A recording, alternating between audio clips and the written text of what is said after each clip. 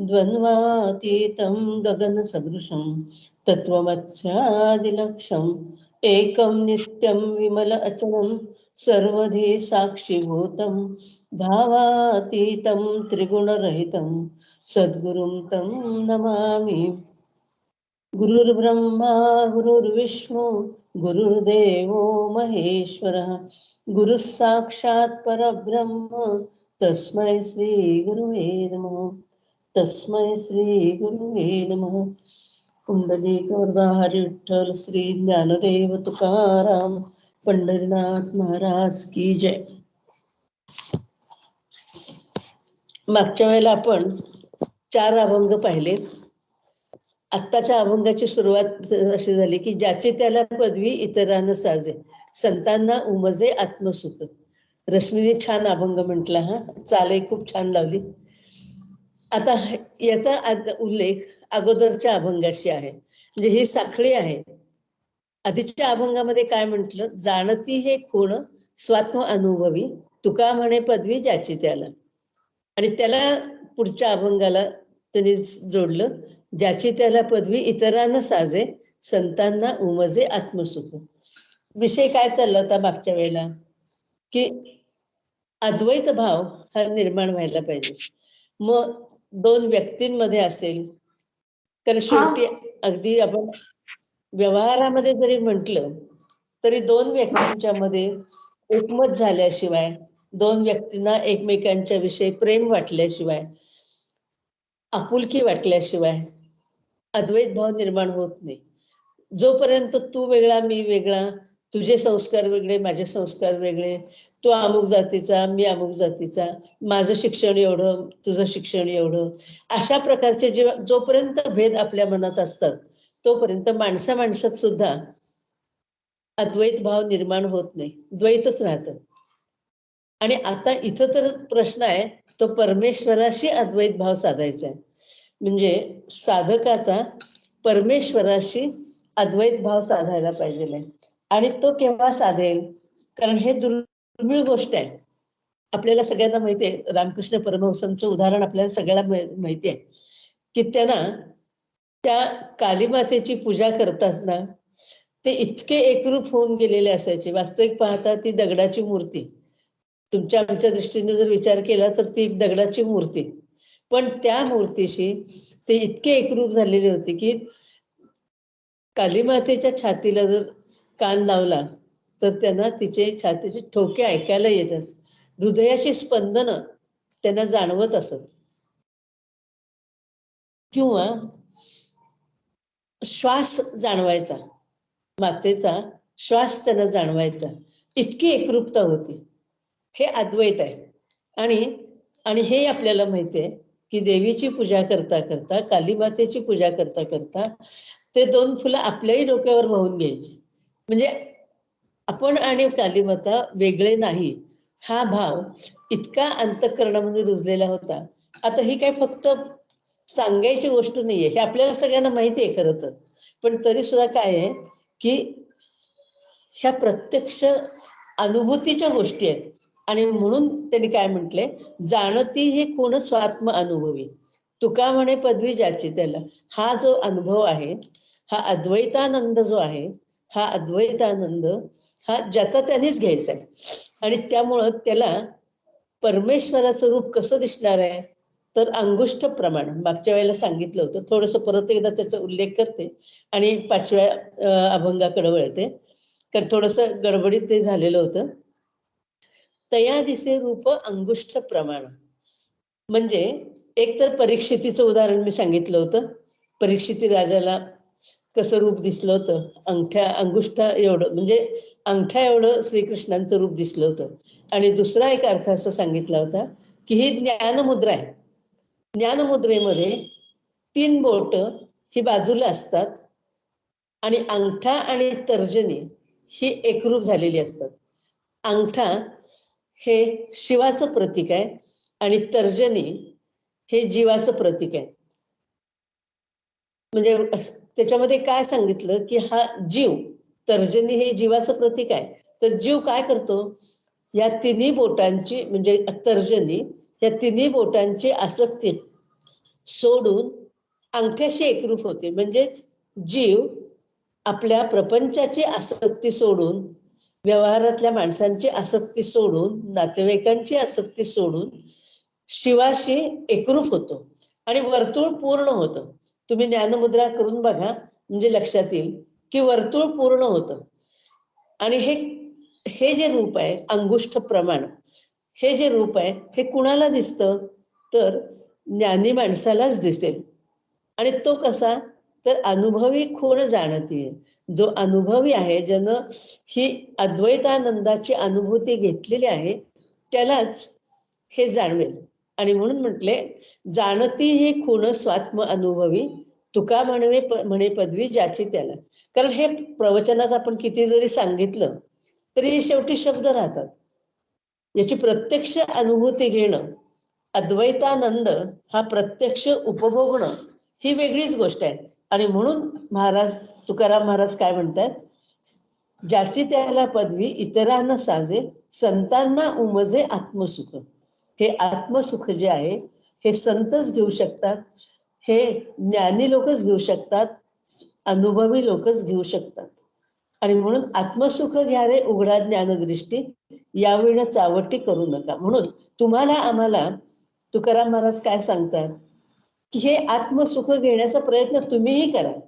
जसं हे संतांना हे कळलेलं आहे, संतांना ही अनुभूती आलेली आहे, तशी अनुभूती घेण्याचा प्रयत्न तुम्हीही करा. त्यासाठी काय करा? उघडा ज्ञानदृष्टी. ज्ञानदृष्टीने पाहा ना.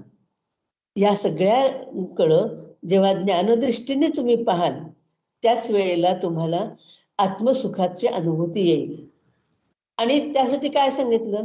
तर यावेळी चावटी करू नका. म्हणजे आत्मसुख घेण्यासाठी अद्वैत भाव यायला हवा, त्यासाठी अहंकार जायला हवा, वासना जिंकायला हव्यात. आणि त्याबरोबर मन अत्यंत शुद्ध, निर्मळ असं असायला हवं. चित्त कसं पाहिजे? चित्त स्थिर पाहिजे. चित्तामध्ये सारख्या वृत्ती उमटत असतात. एकदा एक वृत्ती उमटते, एखाद्या विषयीचं प्रेम निर्माण होतं की लगेच दुसऱ्या क्षणी दुसरी वृत्ती उमटते आणि तिथं ती पहिली वृत्ती निघून जाते. म्हणजे जसं पाण्यावर लाटा उमटतात ना, एक लाट आली ती गेली, दुसरी लाट आली ती गेली, तसं आपल्या चित्तामध्ये सुद्धा सारख्या वृत्ती उठत असतात. आपण जर शांतपणाने जर आपल्या चित्तात काय वृत्ती उठतात बघितलं ना, तर लक्षात येईल. कशाचा काही संबंध नसलेल्या एका पाठोपाठ एक वृत्ती उठत असतात. आणि म्हणून त्यांना काय सांगायचंय की आता हे करू नका, इतर कुठं लक्ष देऊ नका, इतर तर्क वितर्क करत बसू नका, वावगी चावटी करू नका. म्हणजे इतर कुठे लक्ष देऊ नका, फक्त काय करा? कारण हे केव्हा होईल? आपल्या ठिकाणी अद्वैत भाव निर्माण केव्हा होईल? मन निर्मळ केव्हा होईल? चित्त स्थिर केव्हा होईल? वासनाक्षय केव्हा होईल? तर त्यांनी सांगितलं, संत संग धरा, करू नका काही संत संग धरा, पूर्वीचा तो दोरा उगवेल. फार अर्थ आहे बरं का यामध्ये. पूर्वीचा तो दोरा उगवेल मध्ये केवढा अर्थ भरलेला आहे? तर आपल्याला सगळ्यांना माहिती आहे की मागच्या अनेक जन्मांमध्ये आपल्याकडून जी जी कर्म घडलेली आहेत, त्या कर्माची फळं आपल्याला भोगावीच लागतात. प्रत्येक कर्माचं फळ हे भोगावंच लागतं. आणि आता त्यामध्ये आणखीन फरक कसा आहे की जे जे कर्म तुम्ही करता ना, त्याचं फळ भोगायचं आहे. पण काही कर्म असे आहेत की ते कर्म केलं की लगेच त्याचं फळ भोगायचं आणि ते कर्म शांत होऊन जातं. म्हणजे थोडक्यात बघा की तहान लागली म्हणल्यानंतर पाणी प्यायलो, तहान शमली, कर्म फळ लगेच मिळालं आणि कर्मही थांबलं. तसंच भूक लागल्याबरोबर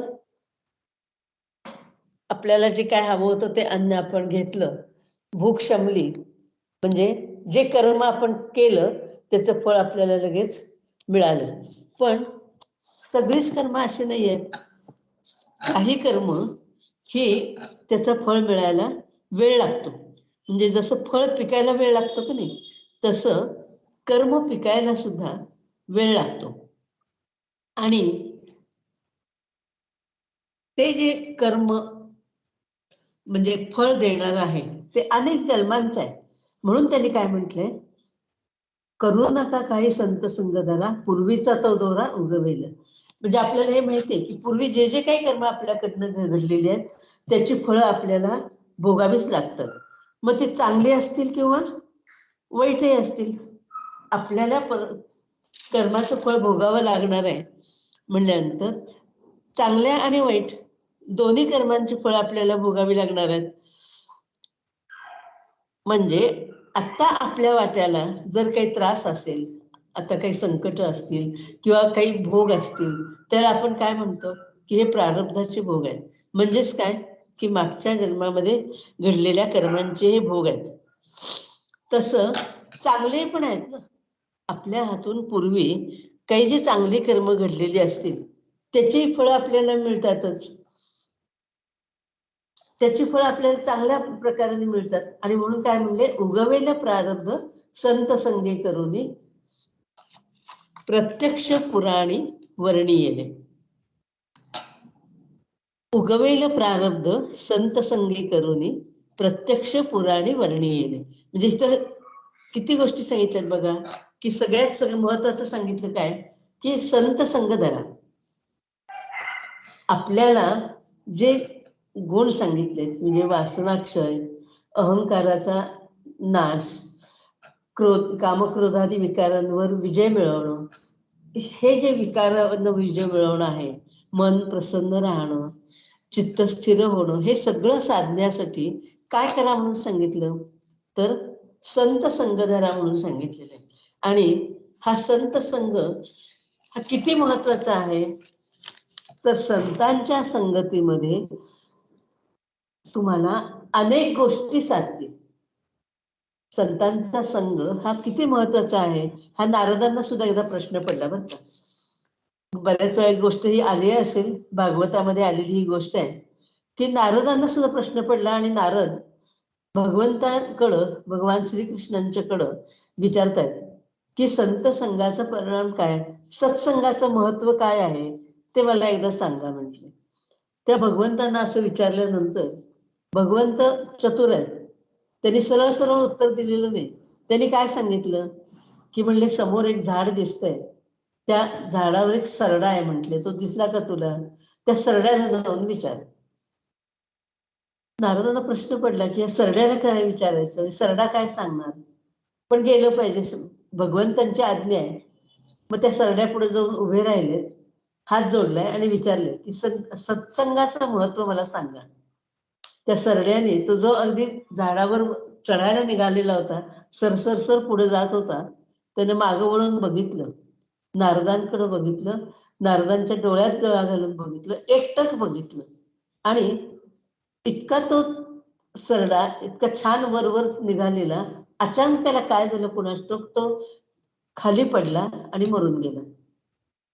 नारद घाबरले, म्हणले हे काय झालं, मी विचारायला गेलो आणि सरडा म्हणून पडला म्हणले. तरी कृष्णाने विचारलं की आता काय, म्हणजे सरड्याने तर काही उत्तर दिलं नाही. असं झालं म्हणले की सरडा चांगला छान होता कर, म्हणजे तो काही मरगळलेला नव्हता, पण तरी सुद्धा म्हणले तो मरून पडला.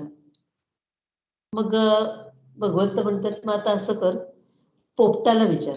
मध्ये काही काळ थोडासा गेला आणि म्हणले त्या पोपट आहे त्या झाडावर, त्या पोपटाला विचार. मग पोपटाकडे गेले. असंच झालं सगळं मगाशी सांगितल्याप्रमाणे, हात जोडणं, विचारणं, महत्व सांगा म्हणणं. त्या पोपटाने तसंच मान वळवून नारदांच्याकडे बघितलं, एकटक बघितलं, आणि क्षणात तो पोपटही, जो इतका छान तजेलदार असा होता, मी तो काही अगदी मरणाला टेकलेला नव्हता, पण तरी सुद्धा नारदांकडे बघितलं क्षणभर आणि तो मरून खाली पडला. पुन्हा नारद आलेले आहेत भगवंतांच्याकडं. भगवंत म्हणले, आता तिसरा एक शेवटचा तुला उपाय सांगतो म्हणले. आता असं कर, राजवाड्यामध्ये राजपुत्राचा जन्म झालेला आहे, त्या राजपुत्राला म्हणले तू जाऊन विचार सत्संगाचं महत्व काय. आता मात्र नारद घाबरले. तो सरडा होता, पोपट होता, तो मरून पडला, कुणी काही विचारणार नव्हतं आपल्याला. पण आता जर आपण ह्या राजपुत्राला विचारायला जर गेलो आणि राजपुत्राचं जर असं काही झालं तर आपल्याला माणसं जिवंत ठेवणार नाहीत, राजवाड्यातनं परत येऊन देणार नाहीत. पण नाईलाज आहे, सांगितलंय म्हणल्यानंतर ते केलं पाहिजे. आणि त्याप्रमाणे नारद राजवाड्यात गेलेले आहेत. आता नारदांना कोण अडवणार? नारद अगदी त्या राजपुत्राचा जिथं पाळणा होता तिथंपर्यंत गेलेले आहेत. पाळण्यापाशी जाऊन उभं राहून घाबरतच त्यांनी सत्संगाचं महत्व विचारलेलं आहे. आणि तो राजपुत्र नुकताच जन्माला आलेला, त्याला वाचा फुटली आणि तो सांगतोय नारदांना की म्हणले मी काय तुम्हाला सत्संगाचं महत्व सांगावं. अहो म्हणले तुमच्या संगतीमध्ये आलो, तुमचं नुसता चेहरा बघितला, तुमच्याकडे बघितलं आणि मी सरड्याच्या जन्मामध्ये होतो, तो सरड्याच्या जन्मातनं मुक्त झालो आणि पोपटाच्या जन्मात आलो. पुन्हा तुमचं मुख बघितलं, तुमच्याकडे बघितलं, तुमच्या सहवासात आलो आणि मला पोपटाचा जो जन्म होता त्यातून मी मुक्त झालो आणि आता मला हा राजपुत्राचा जन्म मिळालेला आहे. आता तुमच्या संगतीमध्ये मी आल्यानंतर या जन्मामध्ये मी उत्तम प्रगती करून घेईन, आत्मिक उन्नती करून घेईन, आत्मसुख मिळवण्याचा प्रयत्न करीन, आत्मज्ञान मिळवण्याचा प्रयत्न करीन आणि मी या जन्मामध्ये मुक्ती मिळवीन, असं राजपुत्राने नारदांना सांगितलेलं आहे. हा आहे म्हणले सत्संगाचा महिमा. आणि म्हणून तुकाराम महाराज काय म्हणतात की संत संग धरा, करू नका काही संत संग धरा, पूर्वीचा तो दोरा उगवेल. मग उगवेल प्रारब्ध संत संगे करूनी, तुमचे जे वाईट कर्म असतील ते सुद्धा सगळे नाश होऊन जातील. तुमच्या सगळ्या वाईट कर्मांचा सुद्धा नाश होईल. जे संचित तुमचं जे आहे ते संचित सुद्धा नष्ट होईल आणि तुम्हाला चांगले दिवस येतील, तुमचं चांगलं प्रारब्ध तुम्हाला वाटायला येईल. आणि यासाठी त्यांनी काय सांगितलं की प्रत्यक्ष पुराणे वर्णीय, पुराणात मध्ये सांगितलेलं आहे म्हणले की तुम्ही संत संग जर धरलात, संतांच्या संगतीमध्ये जर राहिलात, चांगल्या संगतीमध्ये राहिलात, तर तुम्हाला तुमच्या सगळ्या संचित कर्मांचा नाश होऊन जाईल. आपल्याला माहिती आहे, आपण लहान मुलांना सुद्धा सारखं सांगत असतो बघा की चांगल्या मित्रांची संगत धर, चांगल्या मित्रांची संगत धर. का तर वाईट मित्रांच्या संगतीमध्ये वाईट सवयी लागतील. मग तुम्हा आम्हाला मोठ्या माणसांना या आत्मिक उन्नतीच्या मार्गामध्ये आपल्याला त्यांनी हे सांगितलेलं आहे की संतांच्या संगतीत राहा. आता संतांच्या संगतीत राहायचं म्हणजे कसं राहायचं, तर एक तर आपल्या अवतीभोवती संत आहेत, ती चांगली माणसं हुडकायची. पण त्याहीपेक्षा ग्रंथ आहेत ना, संतांचे जे ग्रंथ आहेत, दासबोध असेल, गीता आहे, तुकाराम गाथा आहे, नामदेव गाथा आहे, हे सगळे जे ग्रंथ आहेत ना, हे संतांची संगतच आहे. त्या संतांच्या संगतीमध्ये राहायचं. दिवसभरामध्ये काही वेळ तरी आपण या ग्रंथांच्या संगतीमध्ये राहायला हवंय. आणि मग आपल्याला दाखले आहेत त्याचे. संत संगतीमध्ये कोण कोण उद्धरून गेलं, प्रत्यक्ष पुराणी वर्णिलेले म्हटले. पहिलं उदाहरण आपण प्रल्हादाचं घेऊया. आपल्याला माहिती आहे प्रल्हाद हा कुणाच्या संगतीमध्ये आला, तर नारदांच्या संगतीमध्ये आहे. खरं म्हणजे प्रल्हाद हा दैत्य कुळामध्ये जन्म पावलेला आहे. म्हणजे त्याच्या अवतीभोवती सगळी जी आहेत ही सगळे दैत्यच आहेत, त्यांचे संस्कार सगळे वेगळे आहेत. पण म्हणले काय झालं की हिरण्यकश्यपूची पत्नी म्हणजे ह्या प्रल्हादाची आई कयाधू, हिला आपल्या पुराणामधली कथा आहे की हिला इंद्राने पळवून नेलं आणि त्यावेळेला ती गरोदर होती. प्रल्हाद तिच्या पोटामध्ये वाढत होता आणि मग नारदांना हे कळल्यानंतर नारदांनी तिला सोडवलंय आणि आपल्या मठामध्ये नेऊन ठेवलेलं आहे आणि आपल्या आश्रमामध्ये त्यांनी तिच्यावर संस्कार केले. तिला खूप गोष्टी आश्रमामध्ये राहून ऐकायला मिळाल्या. नारदांना तिने गुरु मानल्या आणि नारद जे जे काही उपदेश करत असत तो सगळा उपदेश प्रल्हादाला आईच्या पोटामध्ये ऐकायला मिळाला आणि नंतरही नारदांचा सहवास प्रल्हादाला मिळाला. म्हणून संत संग धरा, पूर्वीचा तो दोरा उगवेल. प्रल्हाद दैत्य कुळामध्ये असून सुद्धा अखंड नारायणाचा जप करत राहिला, आपल्याला सगळ्यांना माहितीये. आणि त्या प्रल्हादाला वाचवण्यासाठी प्रत्यक्ष भगवंतांनी नारसिंहाचं रूप घेतलेलं आहे. अगदी त्या हिरण्यकश्यपूच्या अटी होत्या. त्यानं जे वर मिळवलेलं होतं आपल्याला माहिती आहे की ब्रह्मदेवांकडून त्यांना वर मिळालेलं होतं, मला मृत्यू नको. तर ब्रह्मदेव म्हणाले असं होत नाही, म्हणले मृत्यू तर प्रत्येकाला आहेच, मग मला असा मृत्यू पाहिजे की आत नाही बाहेर नाही, दिवसा नाही रात्री नाही, शस्त्राने नाही अस्त्राने नाही. या सगळ्या ज्या अटी त्यानं सांगितल्या होत्या त्याप्रमाणे त्याला वर मिळाला. आणि ह्या वराच्या अटीमध्ये बसवून भगवंतांनी हिरण्यकश्यपूचा वध केलेला आहे. म्हणजे नारसिंहाचं रूप घेतलेलं आहे. सिंह आणि माणूस, नाही माणूस नाही पशु, नाही पशु, नाही मनुष्य, आत नाही बाहेर नाही म्हटलंय. मग कुठं प्रगट झाले? खांबात मध्ये प्रगट झालेले. आणि चौकटीच्या म्हणजे उमऱ्यावर बसलेले आहेत. कारण आत नाही आणि बाहेर नाही, आतही मृत्यू नको, बाहेरही मृत्यू नाही येणार. मग ह्याला मृत्यू कसा द्यायचा? उमऱ्यावर बसलेले आहेत. आणि उमऱ्यावर बसून आपल्याला सगळ्यांना माहिती आहे रौद्र रूप धारण केलेले, लक्ष्मी सुद्धा घाबरलेली आहे.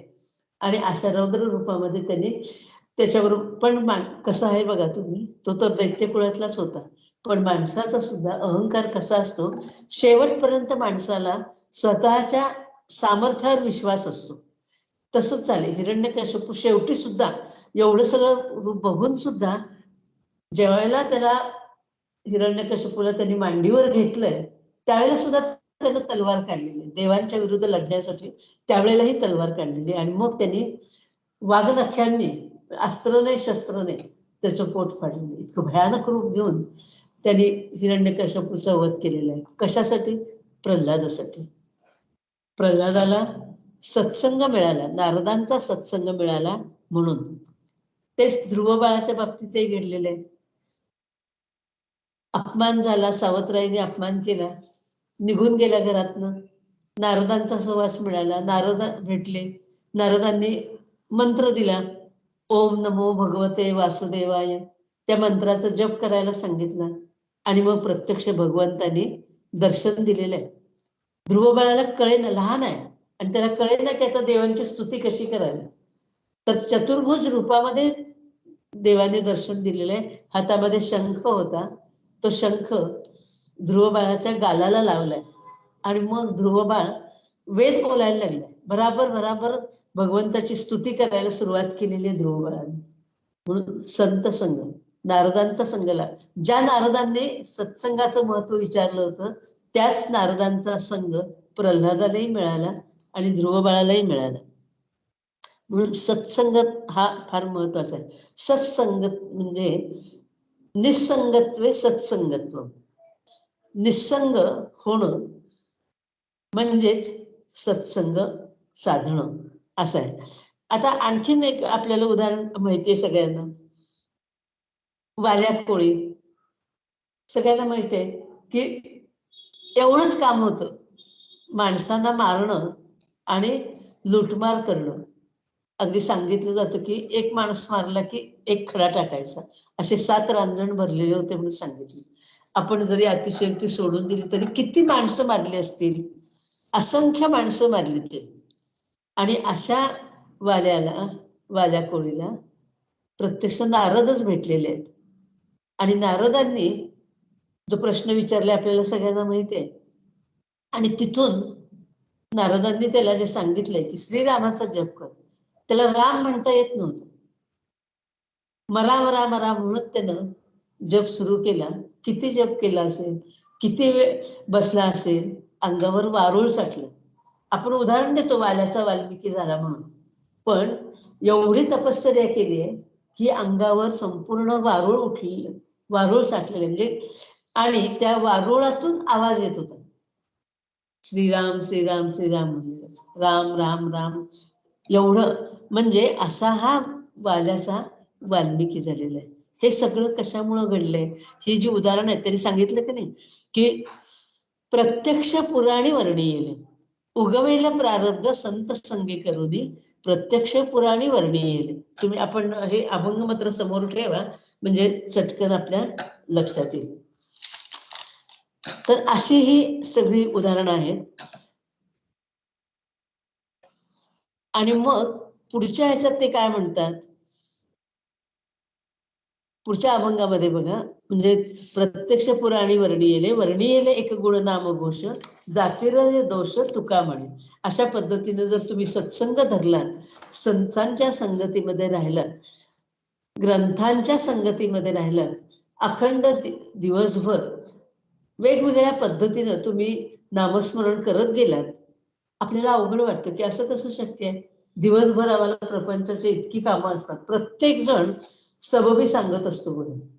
आणि सबबी असंही मी म्हणत नाही, पण असं होतं की आम्हाला वेळ नाही, केव्हा आम्ही करणार.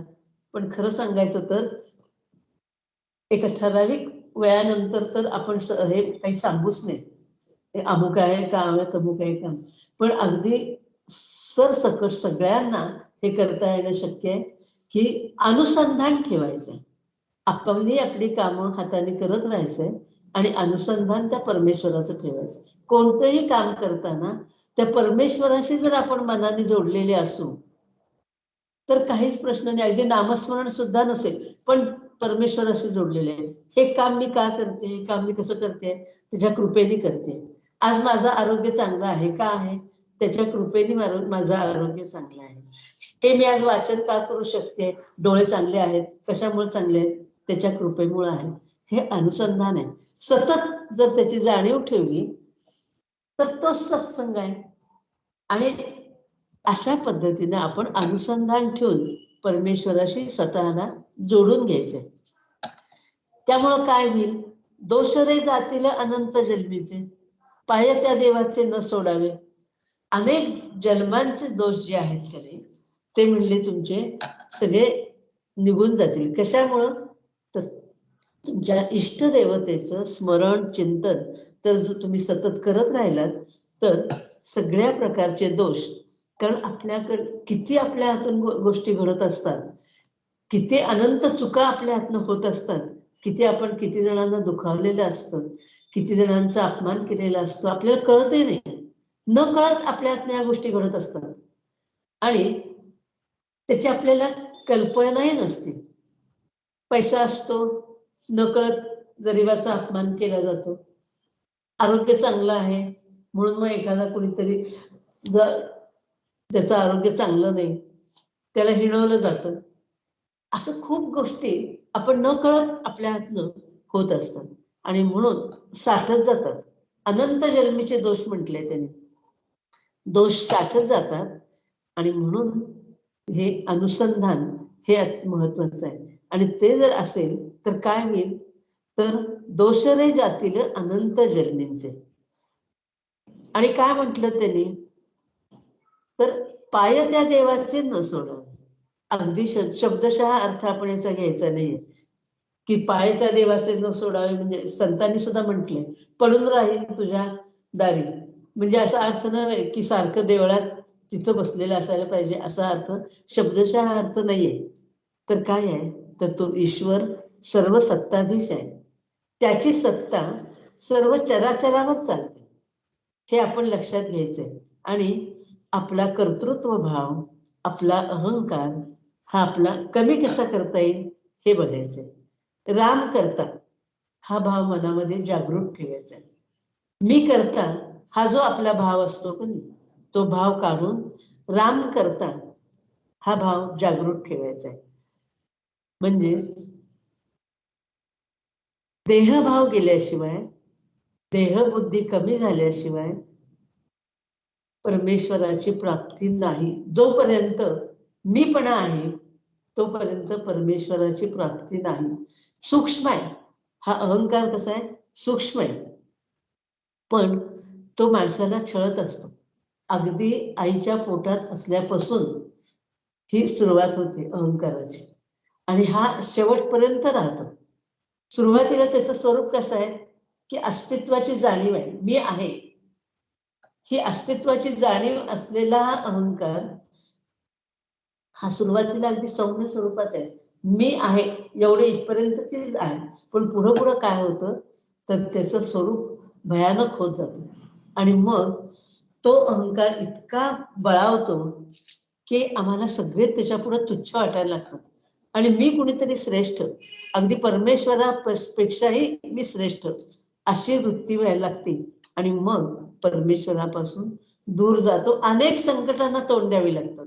आणि मग एक दिवस असा येतो की मग पुन्हा परमेश्वराची आठवण होते. तोपर्यंत परमेश्वराची आठवणच नसते. आणि म्हणून इथं सांगायचंय त्यांना ते हे की पाय त्या देवाचे न सोडावे. काय होईल त्यामुळं? तुम्ही जर अखंड अनुसंधानामध्ये राहिला तर काय होईल? दोषरे जातील अनंत जन्म, अनेक जन्मांचे दोष, अनेक जन्मांची पाप ती सगळी नष्ट होऊन जातील. आणि म्हणून पुढे त्यांनी म्हटले, वस्तुसी ओळखारे तुका म्हणे,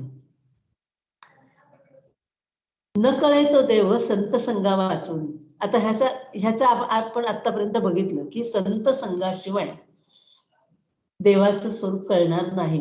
म्हणजे जसं प्रल्हाद, ध्रुवबाळ, वाल्या कोळी आणि कितीतरी उदाहरण आपल्या डोळ्यापुढे आहेत की सगळ्यांना या संत संघामुळं परमेश्वर कळलेला आहे.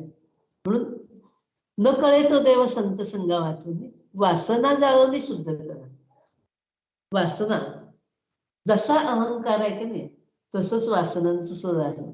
वासना सुद्धा शेवटपर्यंत राहतात, वासना क्षय होत नाही. आणि त्याच्यासाठी सुद्धा सुरुवातीपासूनच आपल्याला म्हणजे अगदी तरुणपणापासून म्हणलं तरी, कारण हल्ली काय होतं माणसाला असं वाटतं तरुणपणी कशाला परमार्थ करायचा आहे. तरुणपणी उलट काय आहे की वासना वाढवायच्याच असतात. मला हे गाडी पाहिजे, ते पाहिजे, गाडी पाहिजे, अमुक पाहिजे, तमुक पाहिजे, बंगला पाहिजे. वासना सारख्या वाढवायच्याच असतात. कारण का? तर त्यात कर्तृत्व आहे अशी माणसाची कल्पना असते. पण खरं सांगायचं तर योग्य वयामध्येच आपण जर आपल्या वासना कमी कमी करत गेलो आणि प्रमाणामध्ये आपल्या गरजा जर ठेवल्या तर आपल्याला सुखामध्ये जगता येतं. पण तसं होत नाही. आणि म्हणून त्याला सांगायचंय की पहिल्यांदा काय करा, वासना जिंकण्याचा प्रयत्न करा. हळूहळू त्या वासनांचा क्षय व्हायला पाहिजे. आणि वासनांचा क्षय झाल्यानंतर काय होईल म्हणले तर वस्तूशी ओळखा तुका म्हणे. मग काय होईल? मन कसं होईल?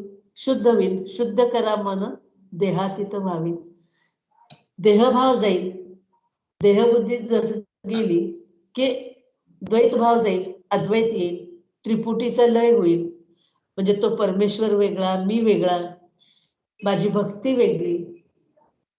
त्रिपुटी आहे ही, दृश्य, द्रष्टा आणि दर्शन, ही त्रिपुटी आहे. या त्रिपुटीचा लय झाल्याशिवाय परमेश्वराचं दर्शन नाहीये. रामकृष्णांनी कालीमातेची पूजा करताना त्रिपुटीचा लय तिथं झालेला होता. मी वेगळा, कालीमाता वेगळी, आणि मी कालीमातेचं दर्शन घेतोय. ही दृश्य, द्रष्टा आणि दर्शन ही त्रिपुटी आहे. तिथं त्रिपुटीचा लय झालेला होता. आणि असं झाल्याशिवाय आत्मज्ञान होणार नाही. आणि आत्मज्ञान म्हणजे तरी काय? तर त्यांनी आता काय सांगितलं होतं की वस्तूशी ओळखा रे तुका म्हणे. म्हणजे काय? वस्तू म्हणजे काय? आपल्याला व्यवहारातल्या ज्या वस्तू दिसतात प्रपंचामध्ये, आपल्याला जर घरामध्ये नुसती नजर फिरवली का नाही तर सगळीकडे वस्तूच वस्तू दिसतात. इतकं आपलं घर भरलेलं असतं वस्तूंनी. पण इथं वस्तू म्हणजे तो अर्थ नाहीये बरं का. वस्तूशी ओळखा रे तुका म्हणे. वस्तू म्हणजे परमात्म वस्तू. हे पक्क लक्षात ठेवायचे की वस्तू म्हणजे परमात्म वस्तू. आपलं जर ध्येय गाठायचं असेल, आपलं काय ध्येय आपलं तर परमेश्वराशी एकरूप व्हायचंय. आता आपण निदान कमीत कमी या ग्रुपमध्ये जेवढे आहोत का नाही तेवढे तरी आपल्या सगळ्यांचं ध्येय एक आहे असं आपण समजूया. काय ध्येय आहे?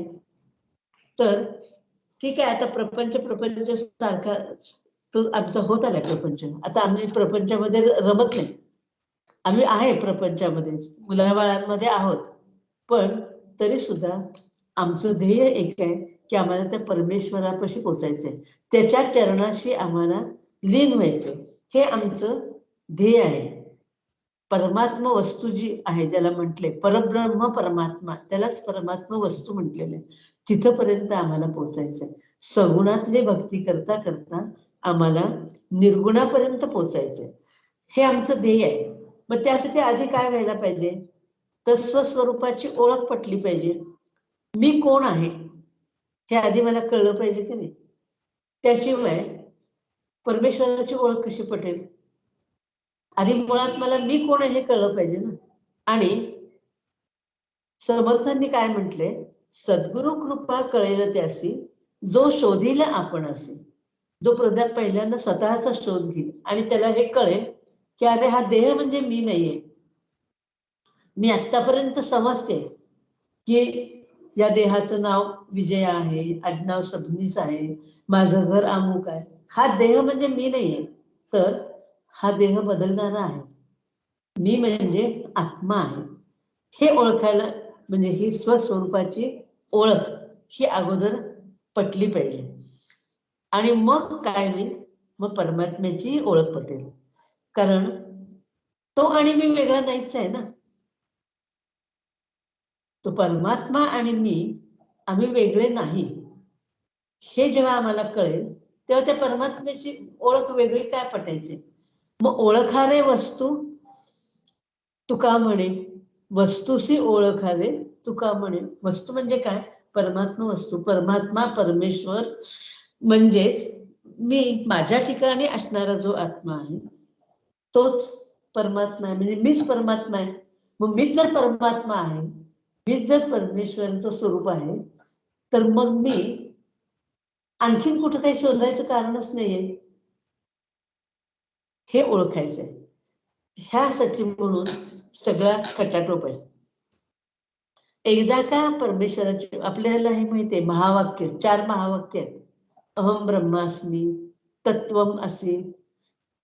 ही जी 4 महावाक्य आहेत का नाही, त्याच्यामध्ये एकच आपण पहिलं ऋग्वेदाचं एक घेऊया की अहम ब्रह्मास्मी, मी ब्रह्म आहे. हे मला कळायला पाहिजे. मी आत्मा आहे, मी देह नाही. ही ओळख पटवून घेण्यासाठी आपल्याला हे सगळं सांगितलेलं आहे. म्हणजे 4 अभंग जे आहेत ते दिसायला सोपे दिसतात, अर्थ बघायला गेलं तरी सोपा वाटतो, पण त्यातला सखोल अर्थ जो आहे की नाही तो आपण लक्षात घ्यायचा आहे.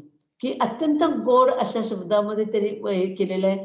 द्विरुक्ती आहे, साखळी आहे, शब्दांची साखळी आहे, विषयांची साखळी आहे. पण त्यामध्ये जे सांगणं आहे का नाही ते फार सुंदर सांगणं आहे बघा. की ओळखारे वस्तू सांडारे कल्पना, नका आढळना जाऊ जण. 7वा अभंग घेतलाय बघा मी. की वस्तूला ओळखा. वस्तू म्हणजे कोण, तर परमात्मा. परमात्म्याला ओळखा. अगदी आपल्या मनाशी नक्की लक्षात ठेवा की वस्तू म्हणजे परमात्मा वस्तू. आणि देहभाव कमी झाल्याशिवाय स्वस्वरूपाची ओळख होणार नाही. आणि माझं खरं स्वरूप हे देह नाही, मी आत्मा आहे, हे मला कळलं पाहिजे. कारण का, तर एवढं तर आपल्याला पक्क माहिती आहे की देह विनाशी आहे आणि आत्मा हा अविनाशी आहे. पाश्चात्य लोकांचं तत्वज्ञान कसं आहे बघा. ते काय म्हणतात, मी देह आहे आणि आत्मा मला मिळालेला आहे. बघा नीट बारकाईनं ऐका. त्यांचं म्हणणं काय आहे की मी देह आहे आणि आत्मा मला मिळालेला आहे. आणि आम्ही हिंदू काय म्हणतो, मी आत्मा आहे आणि देह मला मिळालेला आहे. दोन्हीतला फरक लक्षात घ्या. मी आत्मा आहे आणि देह मला मिळालेला आहे. म्हणजे देह हा बदलणारा आहे, आत्मा बदलणारा नाही. हे आमचं तत्वज्ञान आहे. हे आम्ही नीट समजून घ्यायचंय की आत्ता जन्म माणसाचा आहे, अगदी छान जन्म मिळालेला आहे. पण या जन्मामध्ये आम्ही जर नीट नाही वागलो, दुष्टपणा केला, कटकटी केल्या, कारस्थानं केली, कपट केलं, विनाकारण दुसऱ्याला त्रास दिला, तर पुढचा जन्म आपल्याला पुन्हा माणसाचाच मिळेल असं शाश्वती नाही. ते एक परभणीकर म्हणून वारकरी समाजामध्ये अत्यंत अधिकारी पुरुष होऊन गेले, परभणीकर बुवा म्हणून. ते काय म्हणायचे की पुढच्या जन्मात भाकरी खायची का कडवा खायचा. भाकरी खायची असेल तर चांगलं वागा. म्हणजे काय की या जन्मामध्ये तुम्ही चांगलं वागलं तर पुढच्या जन्मामध्ये म्हणजे या जन्मात मुक्त होण्या इतकी नाही, पण निदान पुढच्या जन्मात तरी मुक्त व्हाल. म्हणजे पुढच्या जन्मात भाकरी वगैरे खायची, म्हणजे मनुष्य जन्म पुन्हा मिळवायचा. आणि कडबा खायचा म्हणजे काय, पशुच्या योनीला जायचं. हे म्हणजे तुमच्या हातात आहे, तुम्ही ठरवा पुढचा जन्म कोणता असावा ते. म्हणून सांगताना सांगितलंय की अनेक जन्म होतील, आतापर्यंत अनेक जन्म झाले आणि पुढे किती होणार आम्हाला माहिती नाही. फक्त आमच्या हातात एवढं आहे की चांगलं वागणं आणि त्यासाठी प्रयत्नशील राहणं हे आमच्या हातात आहे. मग जर विचार केला तर आपल्या असं लक्षात येतं की अनेक जन्म झाले, त्या अनेक जन्मांमध्ये आत्मा हा एकच आहे. त्याचा माझा सनातन संबंध आहे. भगवद्गीतेमध्ये म्हटलेलं आहे, ममई वंशो जीवलोके जीवभूत सनातन. म्हणजे परमेश्वराशी माझा सनातन संबंध आहे. मागच्या जन्मी समजा मी कुठल्या एखाद्या पशु योनीमध्ये असेल आणि आता मनुष्य जन्मामध्ये मी आले नाही, तर पशुचा देह गेला, मनुष्याचा देह मिळाला, पण आत्मा मात्र तोच आहे. असा अनेक जन्म आत्मा हा तोच आहे. म्हणून काय म्हटले, 3 प्रकारचे संबंध आहेत. जन्मजात संबंध म्हणजे ज्याला आपण काय म्हणतो, रक्ताचे संबंध म्हणतो की नाही आपण, जन्मजात संबंध म्हणजे बहीण भाऊ, आई वडील, मुलगा मुलगी, हे जे सगळे जे हे आहे, ज्याला आपण रक्ताचे नाते म्हणतो की नाही, हे सगळे जन्मजात संबंध आहेत.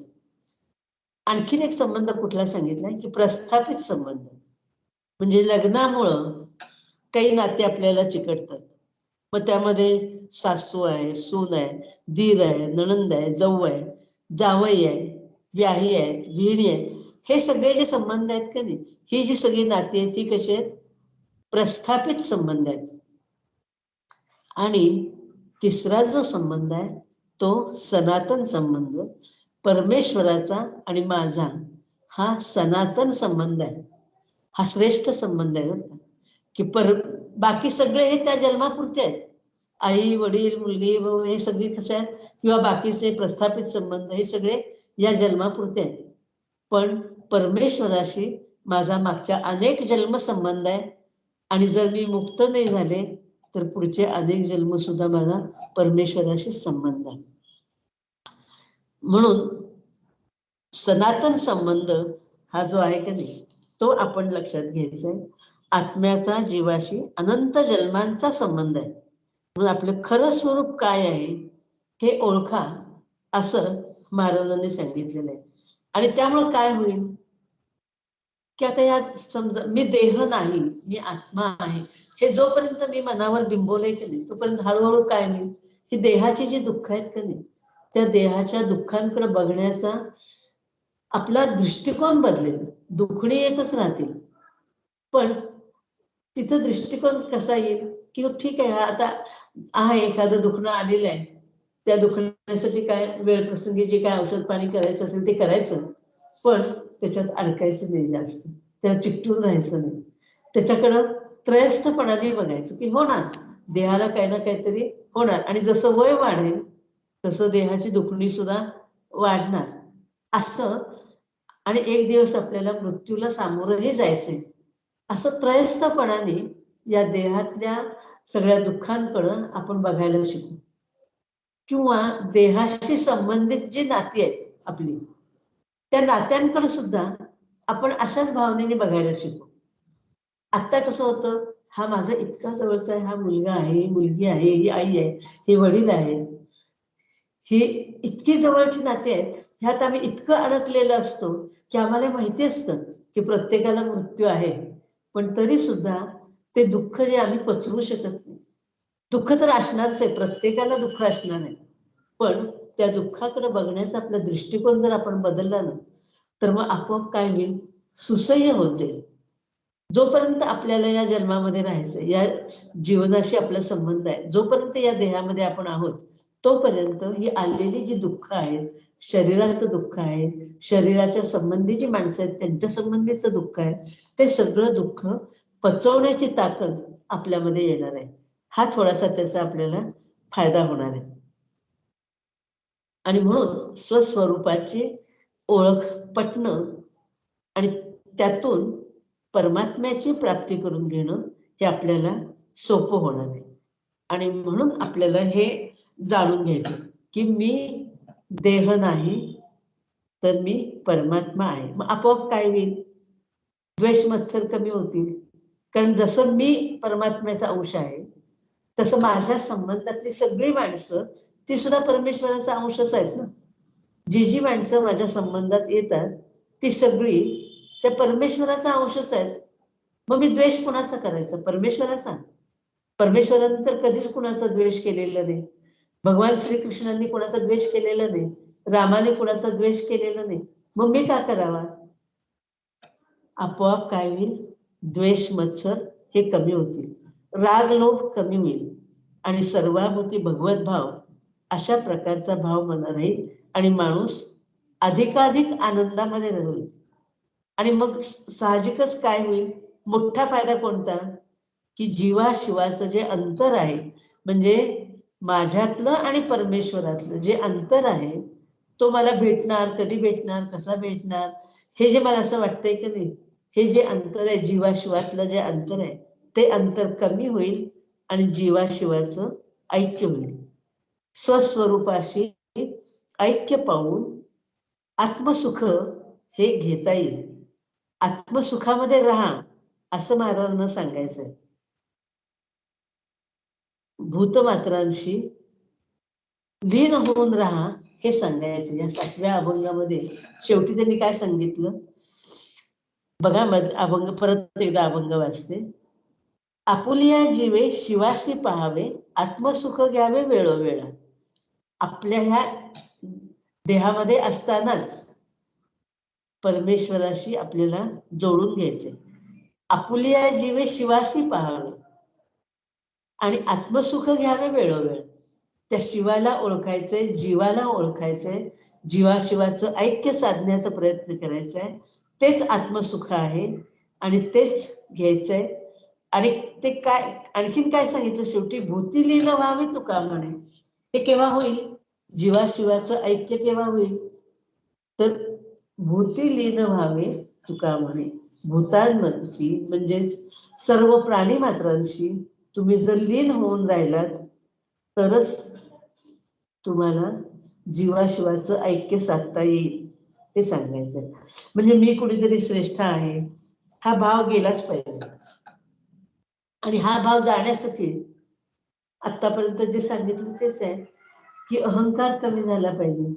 शेवटी सगळ्यांचं सांगणं आणि सतत वेगवेगळ्या पद्धतीनं एकच सांगणं आहे की अहंकार कमी करा, परमेश्वराला जाणा आणि परमेश्वर करता आहे हे लक्षात घ्या. आणि म्हणून त्यांनी म्हटलं की आता अहंकाराची शांती करा. भूतीलीन व्हावे सांगावे न लगेची, आता अहंकाराची शांती करा. किती सूत्रबद्ध सांगितलेलं आहे बघा. की भूतमात्र म्हणजे फक्त मनुष्यच नव्हे तर सर्व प्राणी मात्र, या सर्व प्राणी मात्रांच्याकडे बघण्याचा दृष्टिकोन हा तुमचा बदलायलाच हवा. म्हणजे काय? आपण काय सगळ्या प्राणी मात्रांशी अगदी सारखं वर्तन करू शकतो का? जसं मी माझ्याशी वर्तन करीन, माझ्या मुलांशी वर्तन करीन, तसं वर्तन बाकीच्या सगळ्या प्राणी मात्रांशी पण मी करायचं आहे का? तर हल्ली आता थोडस तो एक भाग झालेला आहे बरं का, की प्राणी मात्रांशी जवळीक म्हणून इतकी जवळीक. खरं म्हणजे काय? प्रत्येकाचा एक धर्म आहे, सगळ्या प्राण्यांचा सुद्धा एक धर्म आहे. त्यांचं स्वातंत्र्य आपण हिरावून घ्यायचं नाही, पण त्यांच्याविषयी भगवत भाव ठेवायचा की या प्रत्येक प्राण्यामध्ये परमेश्वराचा अंश आहे हे लक्षात घेऊन आपलं वर्तन असावं. कुठल्याही प्राणी मात्राकडे बघताना. मग तर सगळ्या बघा मी सगळ्या संतांनी हे गोंदावलेकर महाराजांच्याकडे बघा, त्यांचा जो घोडा होता बत्ताशा, त्याच्यावर त्यांचं किती प्रेम होतं. त्यांच्याशिवाय तो घास खात नसे हे सगळ्या संतांनी आपल्याला दाखवून दिलेलं आहे. गायींच्यावर त्यांचं किती प्रेम होतं. नुसतं लांबून गंगे गोदे यमुने म्हणून हाका मारल्यानंतर सगळ्या गायी अशा पळत धावत यायच्या आणि त्यांच्या अवतीभोवती जमायच्या. हे संतांनी आपल्याला दाखवून दिले की भूतमात्रांवर प्रेम हे संतांनी केलेलं आहे. पण ते सुद्धा काही ठराविक अंतर राखून त्यांचे जे गुणधर्म आहेत, त्यांचे जे विशेष धर्म आहेत ते त्यांना पाळू देत, त्यांचं त्यांना स्वातंत्र्य मिळू देत आणि मग त्यांच्याशी तुम्ही प्रेमाचं वर्तन करा असं सांगायचं. म्हणजे काय आहे की वर्तन हे कसं असावं, तर प्रत्येकाचं स्वातंत्र्य हे प्रत्येकाला दिलं गेलं असलं पाहिजे. आता पुढे जर त्याने काय सांगितलं, भूतिलीन व्हावे सांगावे न लगेची, आता अहंकाराची शांती करा. अहंकार गेल्याशिवाय, म्हणजे पुन्हा पुन्हा तोच मुद्दा येतो बघा, की अहंकार शमल्याशिवाय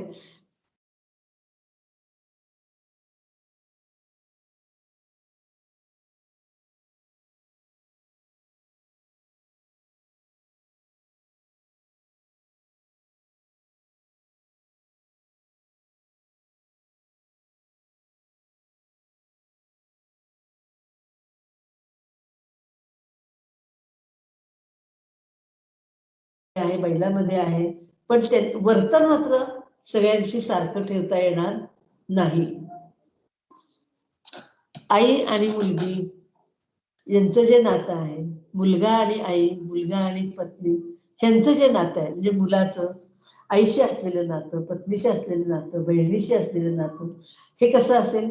वर्तन वेगळं असेल, दर्शन मात्र एक असेल. परमेश्वराचा अंश त्या सगळ्यांमध्ये बघून दर्शन घेईल आणि वर्तन मात्र थोडंसं त्या प्रमाणे असेल. म्हणजे अगदी साधं बघा तुम्ही की पूर्वीच्या काळी आंघोळीसाठी तांब्याची गंगाळी असायची किंवा तांब्या, तर तांब्याचा उपयोग आपण काय करतो, तर भगवंताच्या पूजेसाठी, देवाच्या पूजेसाठी आपण त्याचा वापर करतो. तसं दुसरी एखादी वस्तू आहे तांब्याची, मग ते तांब्याचं तांबण आहे, त्यामध्ये आपण देव घेणार आहे. म्हणजे दोन वस्तू आहेत, वेगवेगळ्या आकाराच्या वस्तू तांब्याच्याच आहेत.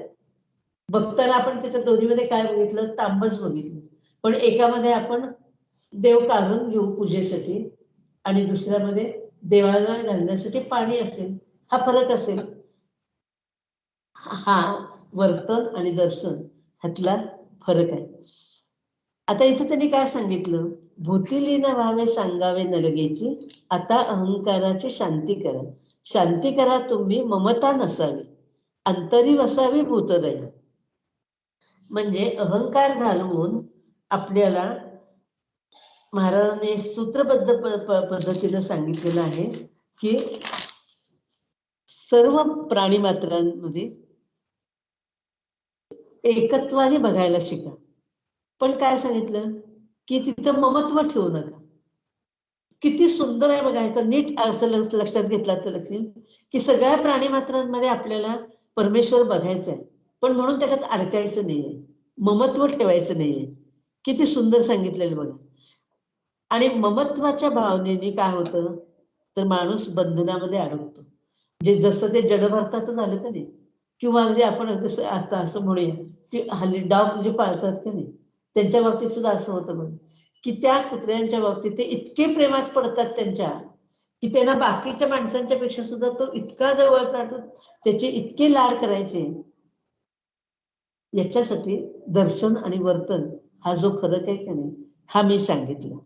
आता महाराजांच्या बाबतीत बघा, गोंदावलेकर महाराजांच्या बाबतीत त्यांनी एक त्यांचं जे वर्णन करणार आनंद सागर महाराजांनी त्यांचं वर्णन केलं. त्याच्यामध्ये त्यांनी काय म्हटले की त्यांचं वर्णन करताना लेकुरवाळी म्हणजे ग्रहस्थ बर का, तर काय म्हटलं वर्णन करताना त्यांच्या बाबतीत काय म्हटले, ममत्व नसावं म्हटलंय का नाही, तर त्यांचं वर्णन करताना असं म्हटले की मायामोह पाळी, म्हणजे काय करतील लेकुरवाळे असं म्हटलेलं आहे. म्हणजे आम्ही ग्रहस्थ जे लेकुरवाळे आहोत, हे आम्ही काय माया ममता करणार नाही, इतकी माया ममता महाराजांनी केलेली आहे. माया ममता पाळी काय करतील लेकुरवाळे, पण कामक्रोधा जाळी ऐसा नाही पाहिलं. म्हणजे त्यांनी एवढं लोकांच्यावर प्रेम केलं एवढं आपण करू शकत नाही. अगदी गृहस्थ धर्मामध्ये असून सुद्धा. पण संत मात्र हे करतात, हे लक्षात घ्यायचं. म्हणून ममत्व ठेवायचं नाहीये. आणि कारण आणखीन दुसरं काय म्हणजे भूतिलीन व्हावी, भूतदया पाहिजे, पण माणूस घाणेपणा नको. ममत्व नसावं म्हणजे काय? ममत्व म्हणजे प्रेम पाहिजे, पण माणूस घाणेपणा नको, तुसडेपणा नको. ममत्व टाकायचे म्हणजे माणूस घाण व्हायचं नाही. तर सर्व प्राणी मात्रांच्या विषयी प्रेम ठेवायचं, पण ते आणि अगदी सहज भावाने घडावं. ते त्यामध्ये कुठल्याही प्रकारचा दाखवण्याचा भाग हा नसावा. नाहीतर मग काय होतं, म्हणजे हे सगळं आम्ही ऐकलं की सर्वाभूती भगवत भाव वगैरे सगळं शब्द आमचे पाठ असतात. आणि मग त्यावेळेला काय होतं की एक तत्वज्ञान म्हणून ते एक बाजूला राहतं आणि वागणं एक बाजूला राहतं. म्हणून अद्वैत भाव, निरहंकार, भूतदया, वासनाक्षय हे सगळे शब्द नुसते बोलण्यापुरते राहू नयेत, तर प्रत्यक्ष वागण्यामध्ये सुद्धा सहज भावाने ते यावेत. म्हणजे बोलका पोपट म्हणतो ना आपण, तसं होऊ नये.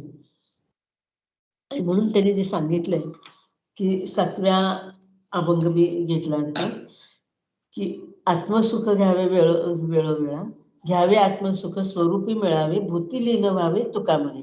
आणि आता 8व्या अभंगामध्ये ते म्हणतात, भूतिलीन व्हावे सांगावे नलगीची, आता अहंकाराची शांती करा.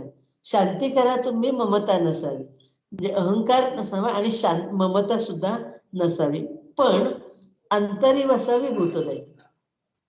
ममत्व नसावं पण भूतदया असावी. आता हा अर्थ तुमच्या लक्षात येईल. आणि भूतदया ठेवा मग काय उणे, प्रथम साधन हेचे असे. भूतदया सर्व प्राणी मात्रांच्या विषयी प्रेमभाव असणं हे एक अत्यंत महत्वाचं साधन आहे म्हटलंय त्यांनी. कशाचं साधन? परमेश्वरापर्यंत पोचण्याचं. आपल्याला साधन म्हणजे माहितीये काय की जप, ध्यान, योग ही साधन आपल्याला माहिती आहेत. पण त्यातलं सर्वाभूती परमेश्वराचा भाव असणं, सर्वाभूती भगवत भाव असणं हे एक फार मोठं श्रेष्ठ साधन आहे असं त्यांना म्हणायचं. आणि मग असे हे साधन ज्याचे चित्ती वसे, माया जाळ नसे तुका म्हणे. असं ज्यावेळेला होईल त्यावेळेला सर्वांच्याकडे बघण्याचा दृष्टिकोन म्हणजे आता कसं अगदी साकल्याने थोडस बघा की सर्व प्राणी मात्रांच्याकडे बघताना, आपल्या संबंधात येणाऱ्या सर्व माणसांच्याकडे बघताना, सगळ्यांच्याकडे बघताना आमचा दृष्टिकोन कसा असेल तर तो परमेश्वराचा अंश आहे. मी कोणीतरी श्रेष्ठ नाहीये, मी पण त्या सगळ्यांच्यातलाच एक आहे, हा भाव असेल. म्हणजे अहंकार नसेल. मी त्यांच्याशी वागताना प्रेमाने वागेन पण ममत्व ठेवणार नाही. मी त्यांच्याशी प्रेम करीन, माझ्या सगळ्या माणसांच्या बरोबर मी प्रेमाने वागीन, प्राणीमात्रांच्या बरोबर मी प्रेमाने वागीन, पण ममत्व असणार नाही. आणि भूतदया, ही भूतदया अशा पद्धतीने जर आपण जर करत गेलो तर महाराजांचं जे वर्णन केलंय की तो माया मोह पाळी काय करतील लेकुरवाळी, पण कामक्रोधा जाळी ऐसा नाही पाहिला. हे जे आनंदसागर महाराजांनी गोंदावलेकर महाराजांचं जे वर्णन करून ठेवलेलं आहे की नाही, तसं आपल्याला सुद्धा साधेल. आपल्याला असं वाटतं की काय फार अवघड गोष्टी आहेत, फार अवघड गोष्टी आहेत, पण हळूहळू आपल्याला ह्या गोष्टी साधू शकतात. म्हणजे कसं आहे, थोडक्यात अगदी सारांश रूपाने जर सांगायचं झालं तर सगळ्यात असायचं पण कशातच नसायचं, हे सारांश आहे. म्हणजे रंगात रंगुनी रंग माझा वेगळा, हे साधायचं. आणि हे साधण्यासाठी या 12 अभंगामध्ये आपल्याला तुकाराम महाराजांनी अत्यंत छान शब्दामध्ये आणि गेयता असलेल्या ह्या अभंगाच्या माध्यमातून आपल्याला साखळीच्या पद्धतीनं हे एकातून एक विचार, एकातून एक असं अशा पद्धतीनं आपल्याला त्यांनी हे सांगत गेलेले आहेत. आणि ते आपण आता आपल्या अंगी बाळवण्याचा प्रयत्न करूया. आज 8 अभंग आपण पूर्ण केलेले आहेत. आता पुढचे जे 4 अभंग आहेत ते आपण पुढच्या शनिवारी बघूया. आज आपण इथेच थांबूया. थोडंसं एक लक्षात आहे की हे जे अभंग आहेत की नाही, हे जितके सोपे साधे वाटतात की नाही, त्याच्यात तत्वज्ञान भरलेलं आहे. त्यामुळे थोडंसं तत्वज्ञान आपल्याला समजायला पाहिजे, ते जाणूनही घेतलं पाहिजे. कदाचित त्यामुळे ते थोडंसं अवघडही वाटेल, पण आता हा अभ्यास आपण जो करतोय ना गीतेचा, त्या गीतेच्या अभ्यासाने आपल्याला सवय पण झाली त्या तत्वज्ञानाची. त्यामुळं ते तत्वज्ञान आपल्याला अवघड वाटायचं कारण नाही. ते तत्वज्ञान आपल्याला फक्त आता विचारांनी कळायला लागलेलं आहे. ते आपल्याला आता पचवायचं आहे. आणि ते सुद्धा आपले सगळेजण, हे जे भक्त आहेत, जे साधक आहेत, हे साधक सगळे आपण ते निश्चितपणाने हे तत्वज्ञान पचवू शकू. आणि अहंकार, वासना, हे जे सगळे सांगितलेलं आहे, ते वासना क्षय करणं, अहंकार जिंकणं, क्रोध कामक्रोध हे विकार जिंकणं, हे सगळं आपल्याला निश्चितपणाने साधेल. पण त्यासाठी आपण थोडासा निश्चय करूया. आणि परमेश्वरापाशी मी तशी प्रार्थना करते की आपले सगळे साधक हे साधून घेतील. पुंडलिक वरदा हरी विठ्ठल श्री ज्ञानदेव तुकाराम पंढरीनाथ महाराज की जय. गोपाल कृष्ण भगवान की जय. खूप छान झालं निरूपण. आणि संतांचं सहवास सगळ्यात असायचं, पण कशात नाही गुंतायचं. आणि आमचे दोष कमी करण्यासाठी आम्ही काय केलं पाहिजे हे खूप छान समजलं. सर्वाभूती परमेश्वर बघणं हे किती गरजेचं आहे हेही खूप चांगल्या पद्धतीनं समजलं. आता मी सुनीता माऊलींना विनंती करते की त्यांनी